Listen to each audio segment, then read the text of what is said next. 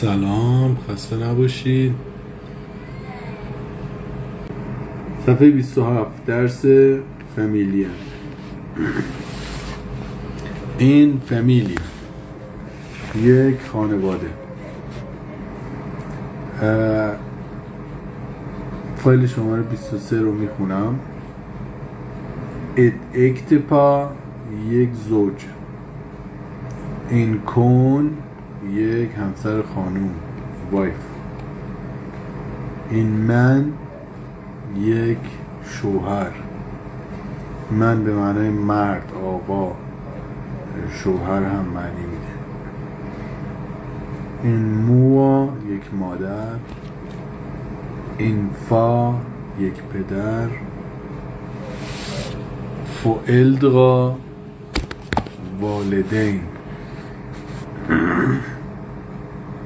بان بچه ها جمعه، این دادا یک فرزند دختر،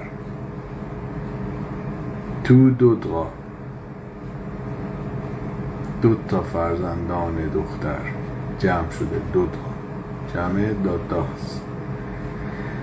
این سون یک پسر، تو سونا دو تا فرزندان پسر، یک فرزند پسر، دو تا فرزندان پسر. سوسکنه خواهرها و برادرها، بغضا و سوستا. این سوستا یک خواهر، تو سوستا دو تا خواهرها. این بغو یه برادر، تو بغوغا دو تا برادرها. این لیل بغو یه برادر کوچک، تو سمو بغوغا دو تا برادرهای کوچکتر. این ستا بغو یه برادر بزرگتر، تو استوا بغوغا دو تا برادران بزرگتر. این لیل سوستا یه خواهر کوچکتر، تو سمو سوستا دو تا خواهرهای کوچکتر. این استوا سوستا یک خواهر بزرگتر، تو استوا سوستا دو تا خواهرهای بزرگتر. نکتهش اینجا حالا خواهر، برادر، فرزند پسر، فرزند دختر، جمع، مفرد همش رو داشتیم اینجا. و نکتهش هم اینه که جمع لیله میشه اسمو. جمع لیله به معنای کوچک میشه اسمو، کوچکترها. وقتی اس جمع میشه صفت هم جمع بسته میشه. حالا اینجا زیر عکس 10 تا سواله. شما باید به این 10 تا سوال جواب بدید و نمودار این بالا داخل کات سمت راست رو، این نموداری که این بالا هست رو در نظر بگیرید. امیل و امنا زن شوهرن و اینا فرزندانشون هستن. امیل اون پر رنگ ها مذکرن، مردن. کم رنگ ها مؤنثن، زن هستن، دختر. بر اساس اون به این 10 تا سوال جواب بدید. مثلا میگه امیل انس، امیل چی کاره آنوه؟ شوهرشه. میگه امیل انس من، و تا ادامه تا پایین. و اما اینجا داخل همین کات گفته صفحه 101 رو بیارید.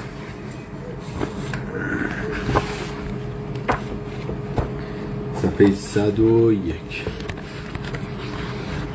فامیلیا غلاشیون، روابط خانوادگی. فامیلیا غلاشیون، روابط خانوادگی. چطور هستش روابط خانوادگی؟ این مو یک مادر بزرگ، یعنی مادر بزرگ مادری، در واقع مادر. این موفا پدر بزرگ مادری. این فامو مادر بزرگ پدری، این فافا پدر بزرگ پدر. ایت بانوان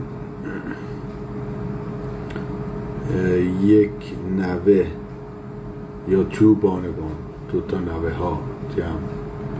این حال موها مادر جد یعنی مادر بزرگ و پدر بزرگ مادری یا پدری.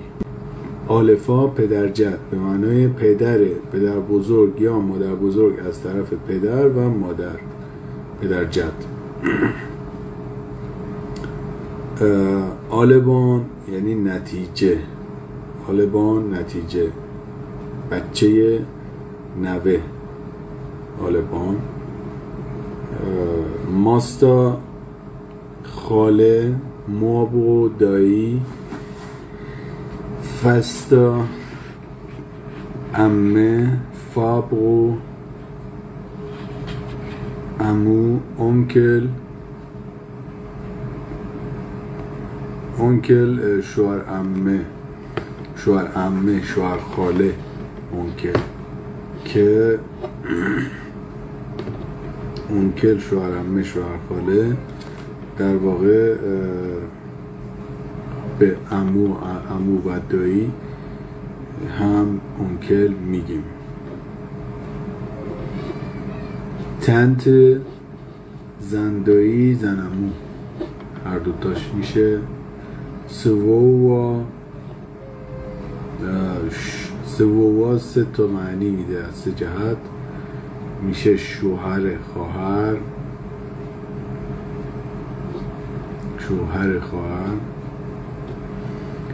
برادر زن و برادر شوهر. سویینه میشه زنداداش، خواهر زن و خواهر شوهر. نیز یعنی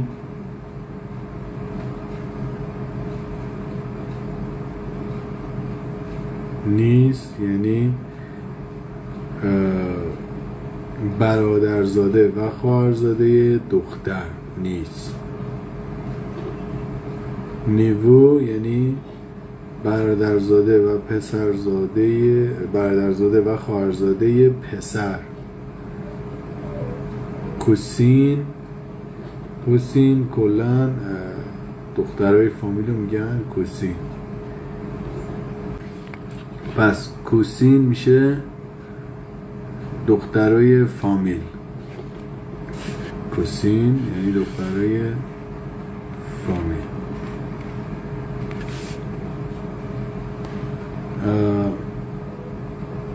حالا میشه دختر خاله، دختر عمه، دختر دایی، دختر عمو، اینا همه میشه کوسین.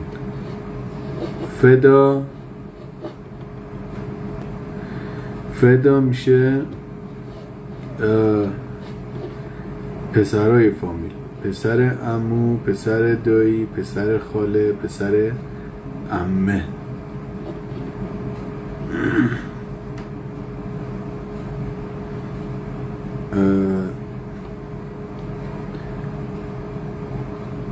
فدا که گفتیم پسر خاله، پسر دایی، پسر عمو، پسر عمه. سیویامو یعنی مادر زن یا مادر شوهر، از هر دو طرف معنی میده، مادر زن، مادر شوهر.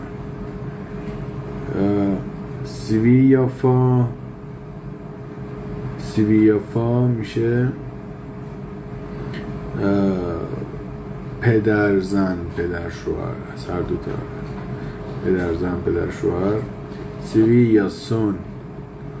سیویاسون میشه داماد. سیویا داتا میشه عروس، میشه عروس. و اما صفحه 102 تمرینه. اینو باید کار کنید. فامیلیا ایفیا گنراسیونا، خانواده در 4 نسل. خانواده در 4 نسل. خب اینجا یه نمودار داریم که 4 نسل یک خانواده رو نشون میده و پررنگ ها بازم مردن، کم رنگ ها زن هستن. بر اساس این نمودار 18 تا جای خالی این پایین هست و جواب بدین، جوابشو در بیارید بر اساس این نمودار و اون روابط خانوادگی که صفحه قبل بهتون گفتیم دیگه. از اون صفحه نگاه کنید، اول فارسیشو پیدا کنید که مثلا این چی کاره اونه. مثلا شماره 1 میگه نینا ماریاس. نینا چی کاره ماریاس؟ چطوری ارتباط داره به ماریا؟ خب نینا شوهرش پیتر هست، پیتر مادرش ماریه هست، ماریه هست. خب ماریه، نینا نسبتش با ماریه چیه؟ عروسشه. پس میگیم نینا ماریاس سویا دادا. یا شماره 2 مثلا میگه پیتا کنوتس. پیتر چیکاره کنوتسه؟ پیتر کنوت پدر نینا هست، پس پیتر داماد کنوت هست، میشه پیتر کنوتس سویا سون. یا مثلا شماره 3 میگه یینگ میکلز. یینگ چیکاره میکله؟ یینگ نسبتش با میکل چیه؟ کمرنگ. خب زنه، معلومه زنه، اسمش یینگ، اصلا اسم زنه یینگ میکلز. کون همسرشه، زنشه. اینا رو به این شکل جواب میدیم و ما پایین 15 تا سوالی پرسیده ازتون. این جای خالی ها رو که پر کردیم، بعد پایین ترش 15 تا حالت سوالی پرسیده. اونم قشنگه، یکی 2 تا مثال ازش حل میکنیم. میگه مثلا when Emile's tent، زنمو یا زندایی میله کیه؟ خب اول میله رو پیدا میکنیم. میله این پایین سمت راست. میله، تنته میله کیه؟ تنته زنمو یا زندایی میشه دیگه. خب پس آیا میله زنمو یا زندایی داره اصلا؟ خب سوسن مادرشه، مادر میله هست. برادرش کیه؟ میکل هست، میکل. پس و زندایی میله پس میشه یینگ. میکل میشه دایی میله، میکل دایی میله و همسرش میشه زندایی میله. پس میگیم ده میکل. ده، حالا همچونی هم که تو مثال گفته اینجوری جواب میدیم، ده میکل.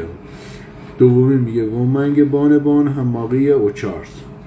چند تا نوه دارن ماریه و چارلز؟ خب اول ماریه و چارلز رو پیدا میکنیم. ماریه چارلز اون بالا سمت چپ هستن. چند تا نوه دارن؟ یه دونه بچه داشتن، پیتر. پیتر چند تا بچه داره؟ 2 تا، میکل و سوسن. پس میگیم دیها تو بان میکل ماریه و چارلز ها تو بان 2 تا نوه دارن. یا شماره 3 میگه وامنگ کوسینا ها فیلیپ. فیلیپ چند تا کوسین داره؟ کوسین چی بود؟ اگه متوجه شد برمیگردیم اون صفحه. کوسین بود دخترای فامیل، مثلا حالا دختر دایی، دختر عمو، دختر خاله و دختر عمه. برمیگردیم صفحه قبل نگاه میکنیم میبینیم کوسین معنیش اینه. خب پس فیلیپ چند تا کوسین داره؟ فیلیپ اول باید پیدا کنیم ببینیم دایی، عمو، عمه، خاله ایناش کیا هستن. فیلیپ میکل باباشه. خب میکل باباشه. خواهر میکل کیه؟ سوسنه دیگه. سوسن خواهرش میشه. پس چی؟ عمه فیلیپ. خب بچه های سوسن آیا دختر داره که ببینیم کوسینه؟ آره 2 تاش دخترن، فیلیپ، میله و فایا. پس میگیم فیلیپ ها تو کوسینا 2 تا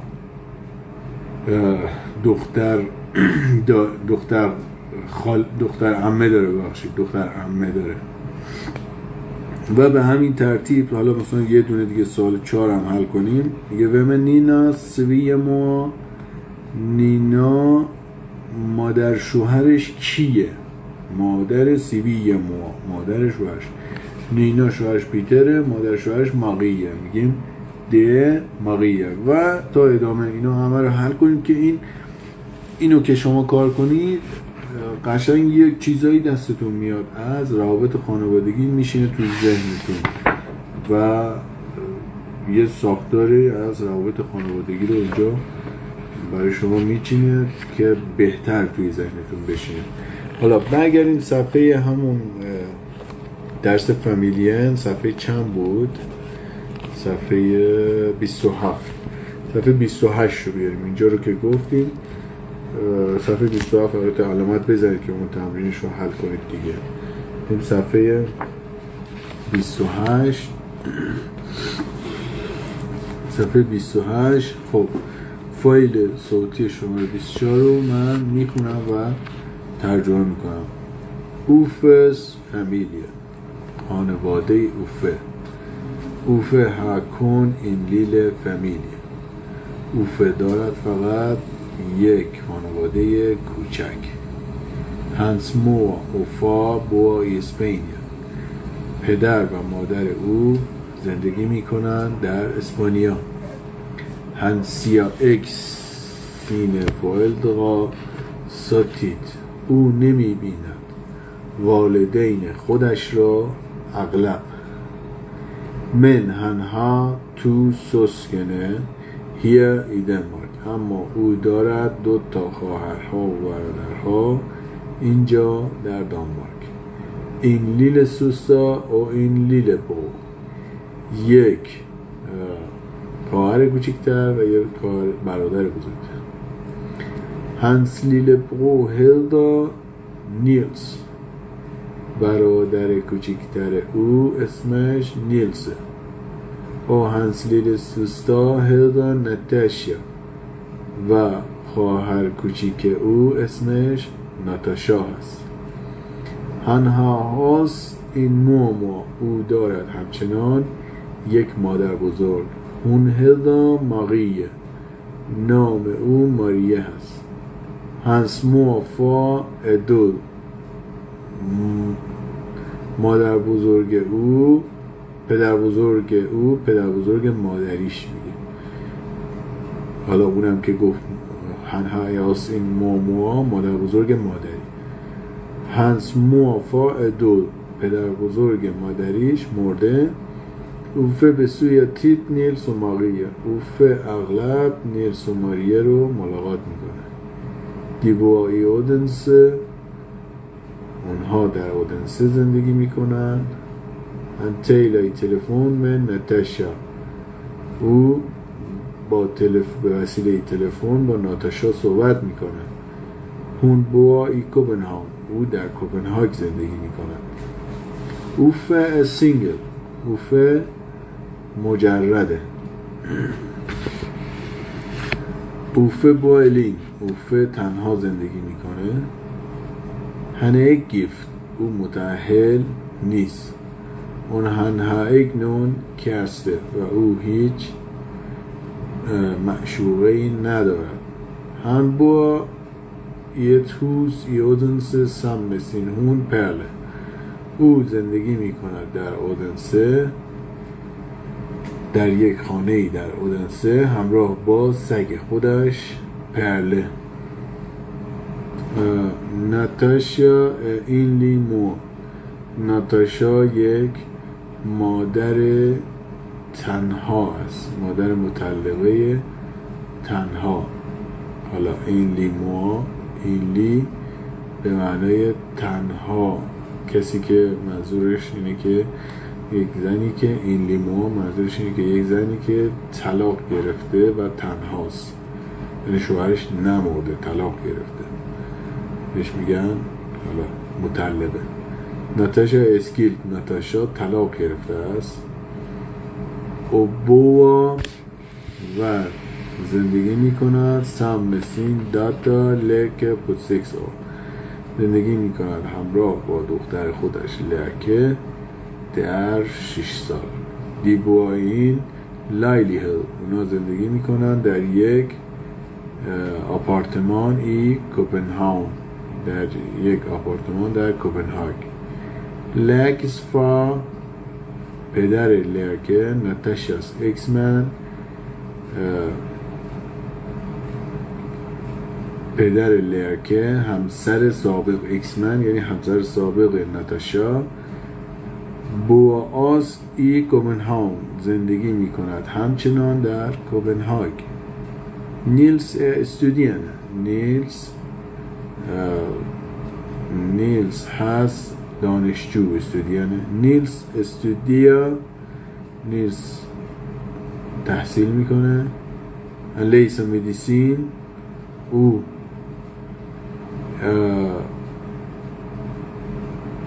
پزشکی میخونه. با سم این ون او زندگی میکند همراه با یک دوست. دیبا این لیل لایلی ها اونها زندگی میکنند در یک آپارتمان کوچک. بین بعدی ماریه پنشنیست. ماریه بازنشسته است.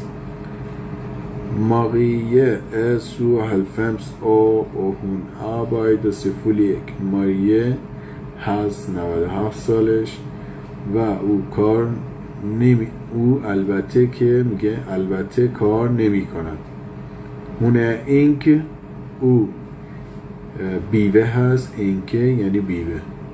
هینسمن سوئن ادوگ شوهر او سورن مرده است. ماریه با الین نو ماریه الان تنها زندگی میکنه. هون تنکاتیت پا سورن او اغلب به سورن فکر میکنه. تنکا فکر کردن. هون ساونا هم او دلتنگ اوست. برای او دلتنگ ساونا هم. و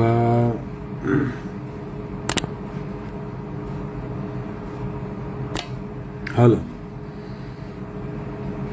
بیایم پایین تر این فایلو که خب گوش بدید، تکرار کنید، تلفظاشو یاد بگیرید، معنیاشو یاد بگیرید. فایل شماره 25 استرس ها هستن. استرس ها رو حتما تو گونه کار کنید، مهمن. اول کار کنید استرس ها رو بذارید، بعد چک کنید از پاسخنامه. و اما اینجا یه انشا داریم میگه در مورد خانواده خود صحبت کنید. نگم فامیلی. حالا یه سری سوالا هم اینجا نوشته که کمک کنه به شما در انشاتون. مثال اینجوری شروع کنید که وهدا دین فویلدا اسم والدینتون چیه؟ و بوادی کجا زندگی میکنن؟ و گمل دین موافا پدر مادرتون چند سالشونه؟ و منگ سوسکن هادو چه تعدادی خواهر برادر دارید؟ ادو گیفت آیا اونها ادی گیفت اسکیلت ال سینگل آیا اونها متأهلن مطلقن یا اینکه مجردن؟ و بوادی کجا ساکن هستن؟ هادیبان آیا اینکه اونها بچه دارن؟ و منگ سوسکنه هادی موافا چه تعدادی خواهر برادر دارن پدر و مادر تو؟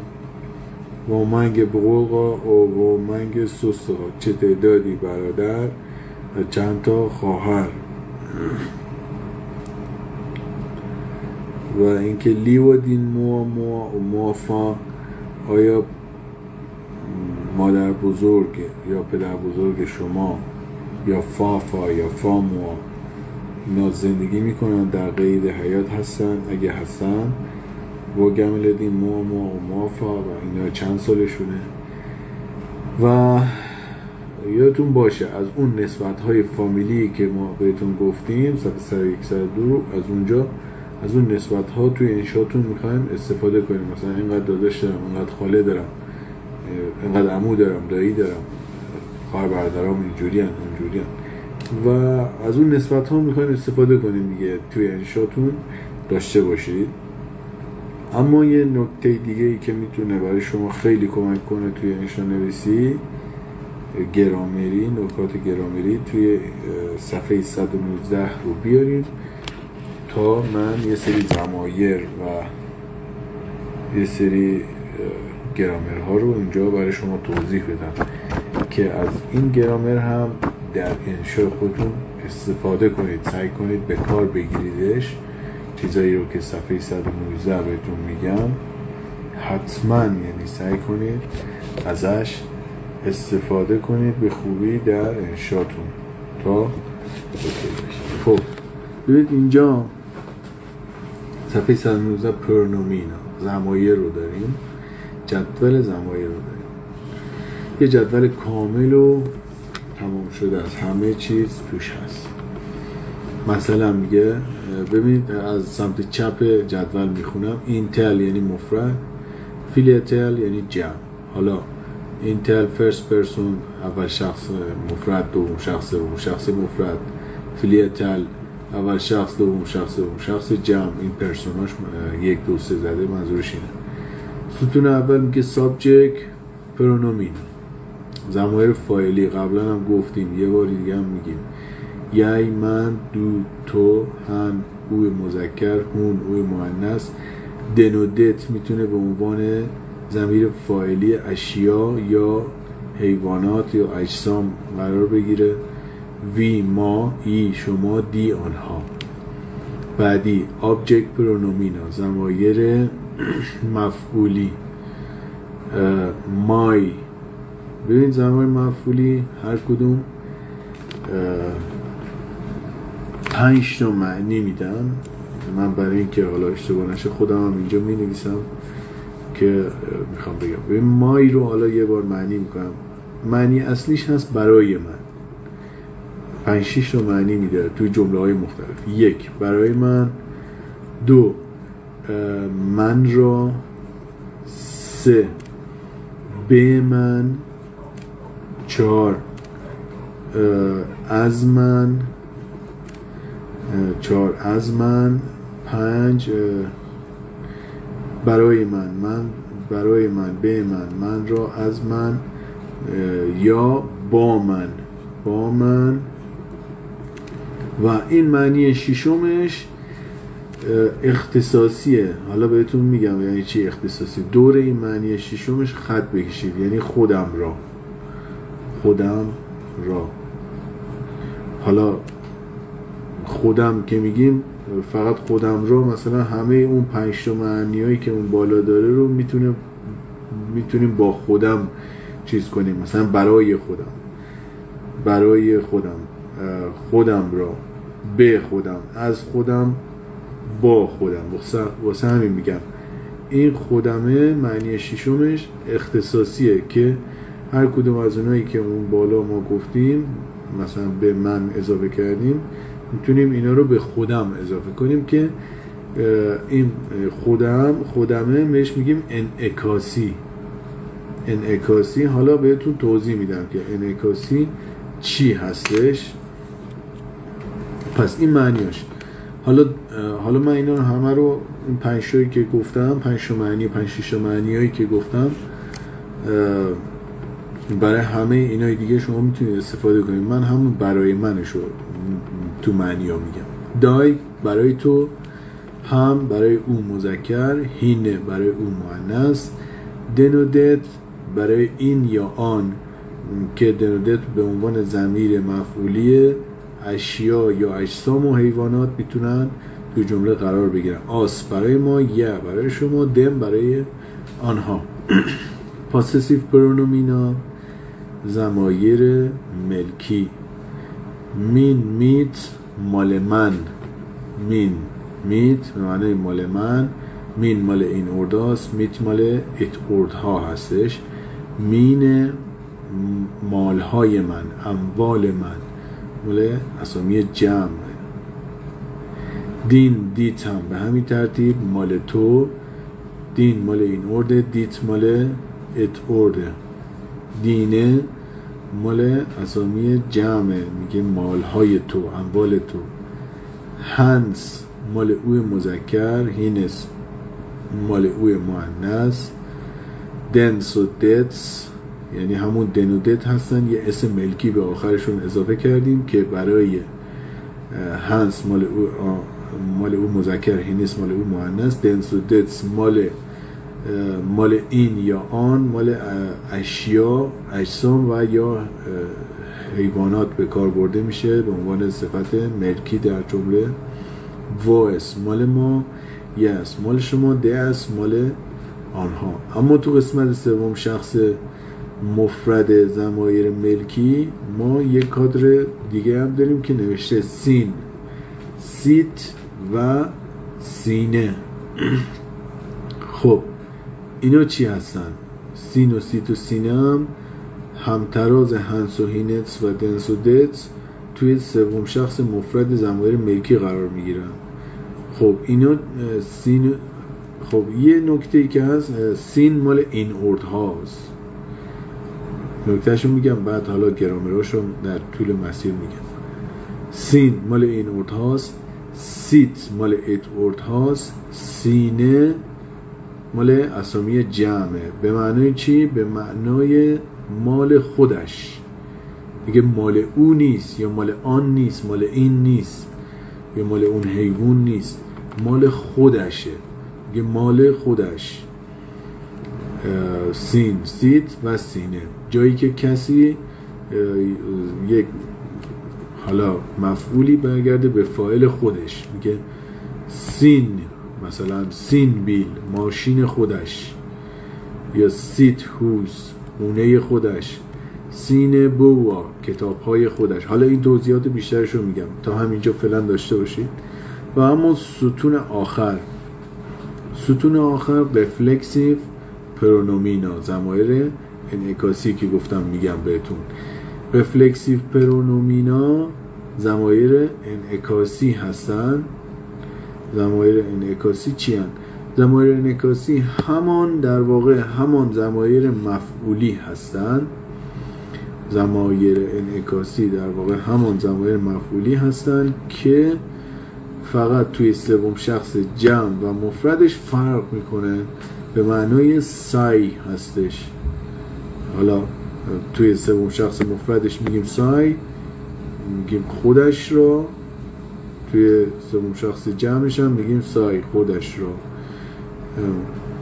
در واقع معنیاش هم که گفتم، حالا خودم را، به خودم، برای خودم، از خودم، با خودم، مثلا این معنی ها رو داره. دای از برای تو، تو را، به تو،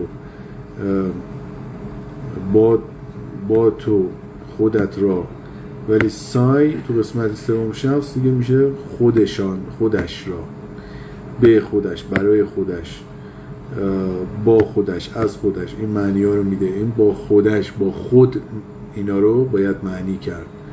حالا توی مفعولی با فاعل خودش معنی میکردیم، اما توی قسمت انعکاسی با خود معنی میکنیم که انعکاسی هست. حالا کاربردهاش هم بهتون میگیم که چطور هستش، چطور استفاده میشه در واقع. حالا بیایم پایین تر، زیر این جدول نوشته تیل این پرسون سیا دی تیل. ما به یک شخص دی هم میگیم. ما به یک شخص دی هم میگیم. یعنی چی؟ دی دوم شخص. توی دوم شخص مفرد نگاه کنیم، ببین نوشته دو، داخل پرانتز زیرش نوشته دی. این چیه؟ این همون شمای مؤدبانه که ما تو فارسی استفاده میکنیم و خیلی کم استفاده میشه توی دانمارکی، به جاهای فوق اداری و رسمی. دای مثلا برای شما، مثلا میگه برای شما. حالا اونا میگن دم، آنها. مثلا میگن دی، دی میشه آنها، نمیگن شما، اونا میگن آنها. همون شمای محترمانه خودمه. دم برای آنها منظورشه. دس مال آنها. دیگه مؤدبانه انگار داره با شما صحبت میکنه. این هم نکتهش بود تو این جدول. اما بیایم پایین‌تر، اوورسه یک گفته object پرونومینا، ضمایر مفعولی. شما باید اینجا ضمایر مفعولی رو در واقع این جمله 8 جمله رو مرتب کنید و ضمایر مفعولی رو در جایگاه درستش. حالا ترتیبش چطوریه؟ اول فاعل، بعد فعل، بعد ضمایر مفعولی رو میاریم. مثال خودش گفته هم به سوی هون، هون به سوی هم، هم ضمیر مفعولی هون فاعل، به سوی فعل، هون به سوی هم، او دیدار میکند او را. که حالا این 8 جمله رو شما باید مرتب کنید، به ترتیب کنید و یادتون باشه فاعل فعل بعد مفعول، ضمیر مفعولی. اما پایین تر هم بازم همون تمرین ضمایر مفعولیه. شما باید به جای اسامی داخل پرانتز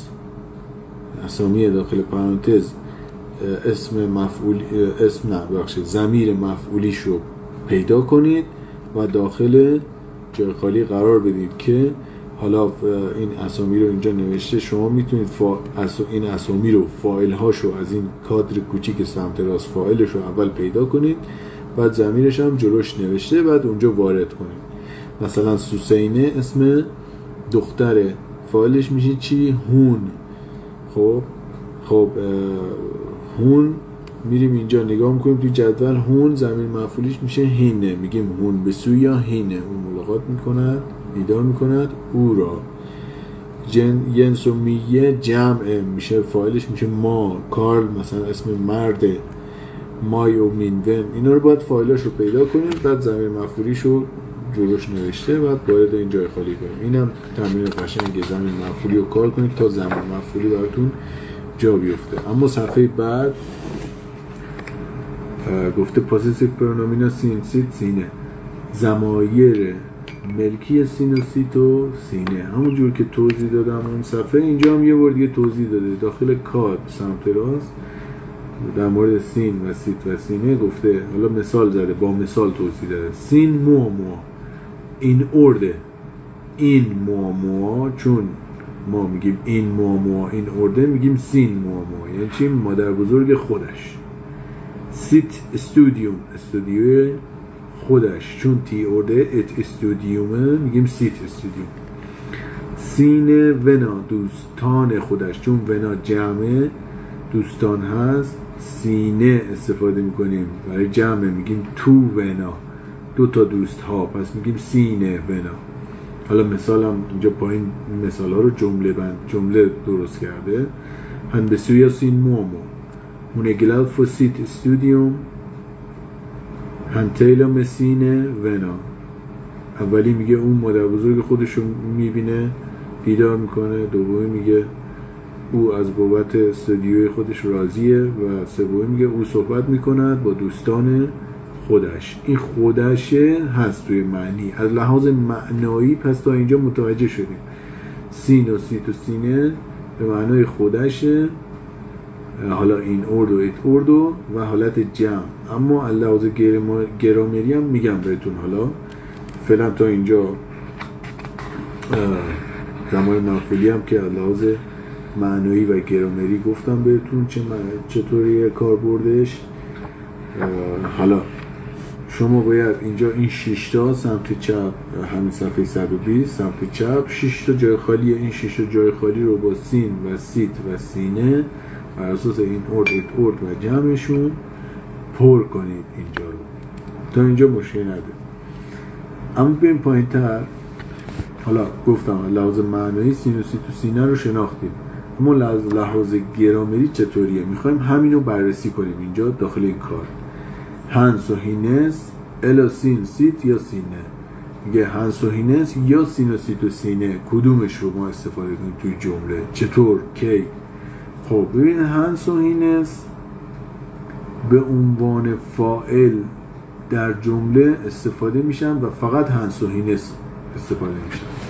یعنی ما اگه بخوایم تو قسمت فاعلی جمله صفت ملکی مال او استفاده کنیم، فقط هنس و هینس میاد. حالا بر اساس مذکر یا مؤنثش، یا اشیا باشه یا اجسام باشه یا حیوان باشه دنودت میاریم.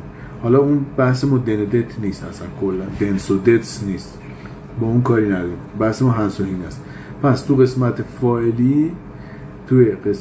فاعلی ما اگر بخوایم از ضمیر ملکی استفاده کنیم، فقط از هنس و هینس استفاده میکنیم. مثال رو ببینیم. میگه هنس کن هدا ایوا، همسر او ایوا نام دارد. یا میگه هینسمن ایوریست، شوهر او روزنامه نگار هست. خب اینجا تو قسمت فاعلی قرار گرفت، پس فقط هنس و هینس تو قسمت فاعلی میان. اما تو قسمت مفعولی هر دوتا هنس و هینس و همون ستای سین و سیت و سینه رو میتونیم استفاده کنیم. چطوری باید استفاده کنیم؟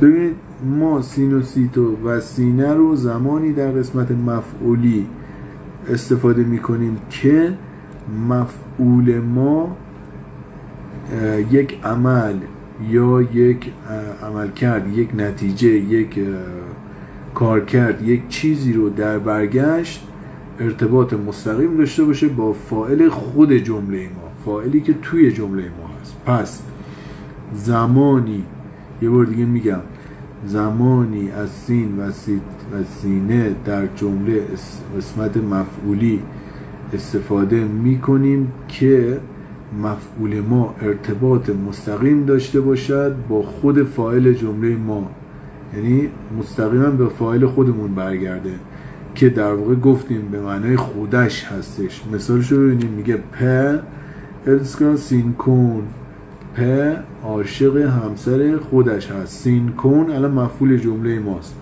به کی برمیگرده؟ به پر برمیگرده، همسر خودش، همسر خود پر، داخل پرانتز هم نوشته پرس کن، همسر پر. یا میگه لیس با هوز سین فوئلدغا، لیس زندگی میکند نزد والدین خودش. والدین کی؟ خودش. لیسس فوئلدغا، والدین خود لیزه. پس باز اینجا قسمت مفعولی ما سین فوئلدغا ارتباط مستقیم داشت با خود لیزه. اما هنس و هینس تو قسمت مفعولی چطور استفاده میشن؟ زمانی که ما زمانی ما از هنس و هینس در قسمت مفعولی استفاده میکنیم که فاعل ما هیچ ارتباط، که مفعول ما هیچ ارتباطی با فاعل جمله ما نداشته باشد. در واقع مفعول ما ارتباطش با یک شخص یا چیز دیگری در خارج از جمله ما هستش. توجه کردید؟ پس یه بار دیگه میگم، هنس و هینس رو زمانی در جمله استفاده میکنیم که به عنوان مفعول استفاده میکنیم که هیچ ارتباطی مفعول با فاعل جمله ما نداشته باشه. نمیخوایم فاعل با مفعولی ارتباطی پیدا کنه، یعنی در واقع چیزی که میخوایم بگیم اینطور نیست. مثالش یعنی چی؟ ببینید، میگه په السکا هنس کون، په عاشق همسر او هست. همسر کی؟ داخل پرانتز گفته کارلز کن، همسر کارل، همسر یه نفر دیگه. پس اینجا مفعول ما هیچ ارتباطی با فاعل جمله ما نداشت، ارتباط پیدا کرد با یک شخص دیگر یا یک چیز دیگری خارج از جمله ما، هیچ ارتباطی با فاعل جمله ما نداشت. یا میگه لیز بو هوز هینس فوئلدغا، لیز زندگی میکند نزد والدین او. از لحاظ معنایی هم مشخصه، میگه والدین او. والدین کی؟ او کیه؟ حالا یه نفر دیگه که اصلا ربطی به جمله ما نداره، ربطی به لیز که فاعل جمله ما باشه نداره. والدین او کیه؟ حالا اینجا گفته ایداس فوئلدغا، برای مثال والدین ایدا، مثلا آیدا، یه نفر دیگه خارج از جمله ما. لیز با هوز هینس فوئلدغا، لیز زندگی میکند نزد والدین او. ایداس فوئلدغا، والدین ایدا. پس تا اینجا ما زمان مفعولی رو گفتیم، از لحاظ معنایی بهتون، از لحاظ گرامری هم گفتیم کاربردش بعد از فعل هست. زمان مفعولی، زمان ملکی هنس و هینس رو گفتیم که فقط در قسمت فاعلی هنس و هینس فقط استفاده میشن. و سین و سیت و سینه رو گفتیم که این ارد و تی ارد و حالت جمع دارن و همچنین گفتیم که زمانی ازشون تو قسمت مفعولی استفاده میکنیم که ارتباط مستقیم داشته باشه مفعول با فاعل جمله. و هنس و هینس زمانی در جمله به عنوان مفعول استفاده میشه که مفعول جمله ما ارتباطی با فاعل جمله نداشته باشه. این کل چیزایی بود که گفتم. و اما در مورد حالا رفلکسیو ها بگم، رفلکسیو ها چیزی فعلا نمیشه، یعنی در واقع من نباید بگم، ولی خب حالا یه توضیح کوچیک میدم که توی لول های بالاتر بهش که رسیدیم یه پس زمینه‌ای داشته باشیم. ضمایر رفلکسیو. برگردیم صفحه 119 که اون ضمایر انعکاسی ستون آخر رو ما داشته باشیم. اونجا میخوایم کار کنیم. مثلا ضمایر انعکاسی در واقع گفتیم همون ضمایر مفعولی هستن، ولی با معنای خودم را، حالا با خودم. چه زمانی در جمله اینا رفلکسیو به حساب میان، چه زمانی مفعولی به حساب میان این ضمایر، چه حالا سوم شخصاش که خب مشخصه سای میشه، ولی اونای دیگهش با قسمت مفعولیش یکیه. چه زمانی ما میتونیم بگیم این رفلکسیو؟ زمانی که ما یه جمله مثلا بخوایم بنویسیم که تقریبا مثل سینوسی تو سینه است، که اون توی جمله ما رفلکسیو پرونومین، ضمیر انعکاسی ما، ضمیر ما ارتباط مستقیم با فاعل داشته باشه. اونجا میتونیم بگیم این انعکاسیه. یعنی میگیم هن، مثلا میگیم هن، حالا ما هن رو گفتیم، هن کو با سعی، او میخرد برای خودش. ببین این سعیه اینجا رفلکسیوه. حالا سعی که خب گفتیم مشخصه، وقتی سعی باشه مشخصه سوم شخصه، حالا یا مفرده یا جمع، رفلکسیوه 100%. اما حالا مای و دای و اینا مثلا بخوایم بگیم، میگیم یای، مثلا میگیم یای کو با مای. از کجا بفهمم این مایه مفعولیه یا انعکاسی؟ از اون جایی که من دارم میگم من میخرم برای خودم. چرا؟ چون یایکو با مای فاعلم همونه. حالا اگه بگم یایکو با دای، اینجا دیگه نمیشه رفلکسیو، این دایه میشه مفعولی، من میخرم برای تو. توجه کردی؟ این شد برای تو. پس باید ارتباط فاعل جمله با اون قسمت، حالا میگیم مفعول، اگه مستقیم باشه، فاعل و مفعول ارتباط مستقیم داشته باشن، ضمیر که حالا به عنوان مفعول اومده میشه ضمیر انعکاسی، چون مستقیما برمیگرده به خود فاعل جمله. یه مثال دیگه بزنم، میگم دی که خب میگم دی که خب ضمیر انعکاسیش میشه سای. امروز یه چیز دیگه بگم، میگیم وی، مثلا وی کوا یا، کوا فعل راندنه، میگیم ما میرانیم شما را، اینجا میشه مفعولی. حالا اگه بگم وی کوا آس، فرزند میگیم، حالا ما رانندگی میکنیم خودمان را، وی کوا آس، وی کوا آس، آس اینجا میشه رفلکسیو. چرا؟ چون فاعلش وی هست، دقیقاً ارتباط مستقیم داره. ولی فاعل وی بگیم یا، وی کوا دای، مثلا ما تو را میرانیم، دای توی ردیف دیگه از ضمایر قرار میگیره که هیچ ارتباطی با وی نداره، ما میرانیم تو را، اونجا میشه مفعولی. حالا این در مورد رفلکسیو هم خواستم بگم که یه توضیح داشته باشید، چون اینجا یه سری تمرینایی داریم، اینو کار کنیم. صفحه 120 اینجا اوولسه تره تمرین داده، گفته اینجا 12 تاست، 5 تاش اینجاست، بقیهش هم اون طرفه. شما باید این جای خالی رو با هنس و هینس یا سین و سیت و سینه پر کنید که این ضمایر براتون جا بیفته. خب این از این. و صفحه 121 مهم هم هست، از صفحه 119 تا صفحه 121 مهمن این تمرین‌ها و گرامرهایی که من به شما گفتم. تمرین‌های و گرامرهای مهمی هستن که شما همه اینا رو گفتم، اول این تمرین‌ها رو کار کنید که از همه اینایی که ما به شما گفتیم، ضمایر رو، اینایی که توضیحات که بهتون دادیم، از اینا توی اون انشای خانواده، در مورد خانواده‌تون می‌خواید بنویسید، استفاده بکنید، به علاوه اون روابط خانوادگی که بهتون گفتیم. اینا مهمه که استفاده بشن توی انشا، و یعنی یادتون میره، فراموش میکنین، جا نمیفته براتون. صفحه 121 ضمایر، حالا اوولسه 4 گفته چی؟ ضمایر ملکی، مفعولی و انعکاسی. هر سه تا ضمایر رو داریم که شما باید هر سه تای این ضمایر رو تشخیص بدید که کدومش توی این جای خالی ها ملکی باید باشه، انعکاسی باشه، مفعولی باشه، چه ضمیری رو باید توی این جای خالی ها قرار بدید.